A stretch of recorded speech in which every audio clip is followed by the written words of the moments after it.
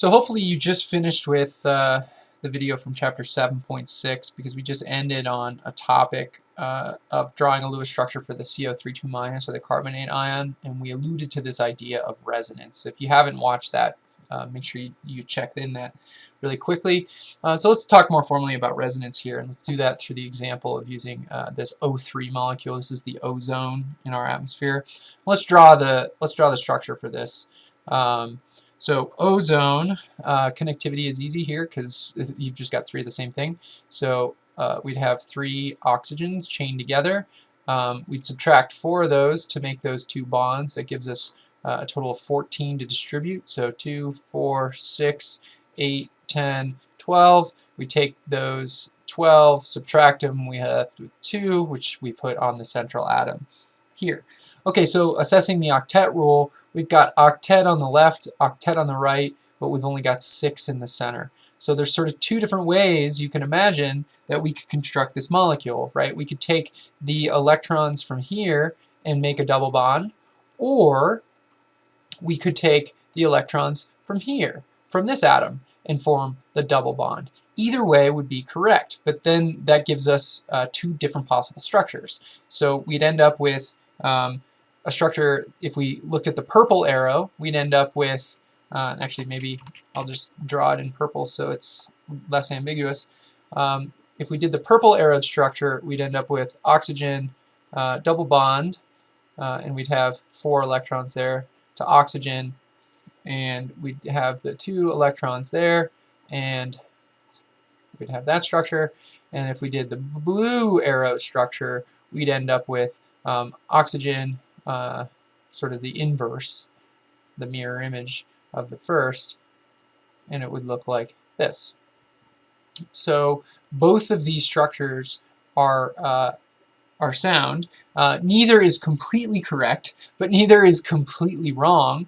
Often we draw these like this, and we would say, we'd put an arrow, a double-ended arrow between them, and say both structures exist and that actually the molecules interchange between these.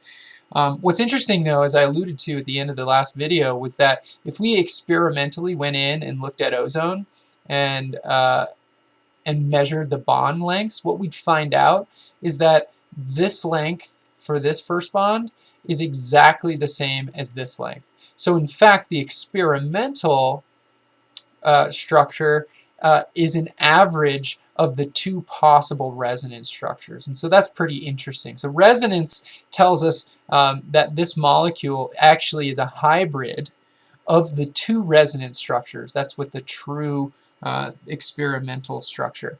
And so the actual bond length here for each of these bonds in the experimental structure, the bond length, we actually denote it like this often. We have a straight line and then a dotted line over it. The bond length there is actually more like a hybrid between a single bond and a double bond. So it's like a 1.5 bond because it's an average of the double bond here and the single bond there and the double bond and the single bond at this side. So that's pretty interesting. So resonance is net stabilizing. It's a good thing. If you want a stable molecule, you want to build it with multiple forms at which it can exist, because you're essentially getting a 2-for-1 deal here. Each of these bonds, because it has a higher bond order, is more stable than whether or not it was just a single bond and a double bond. And so this is a net stabilizing force. So we'll do a couple of these examples. So let's look at the NO3- polyatomic molecule. This is nitrate. We should know this one now. That's got 18 electrons. Double check my number. Be careful that you're including that negative there as an extra. So we've got 18. We can draw this structure up, connectivity with nitrogen in the middle, oxygens hanging out here. It took 6 electrons to make that, so we've got 12 to redistribute. So 2, 4, 6, 8, 10, 12. Sorry, scratch that. Did my math wrong here. There's actually 24 electrons on this structure, so make sure you're double checking me here. So 24, subtract the 6 used to make these 3 bonds, gives us 18 to distribute, which that gives us 18 total, 6 on each of these lone pairs for the peripheral oxygen atoms. Looking at the octets, we're satisfied on all 3 of the oxygens, but we are deficient on the nitrogen. We've only got these 3 bonds, or 6. So again, we can choose any one of these oxygens to donate one of its lone pairs to form a double bond. So we could take this one, we could take this one, or we could take this one. All of those would be equivalent, so let's just draw these out. So if we did the purple one, we'd end up with oxygen atoms, a double bond there, and these oxygens would remain unchanged. We would put this as a negative. I would draw a double end arrow to tell me that this next structure would be the equivalent. So I would have, for the green structure, I would have a double bond down here.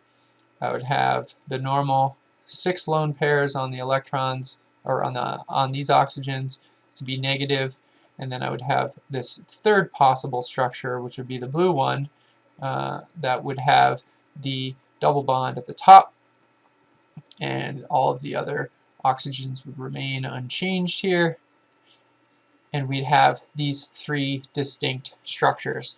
And so these structures, these would be the 3 different resonance forms. So we could say this is resonance form 1, 2, and 3, all of which are equivalent, and we know now experimentally what we'd actually find is a hybrid of bonds where the actual bond order for each of these is roughly 1.3 instead of a double bond or a single bond. So we draw this out like this. So we'd have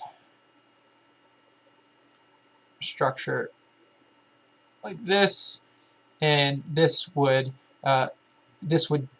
tell us that this resonance form is really the average of all 3 of these resonance forms here for nitrate.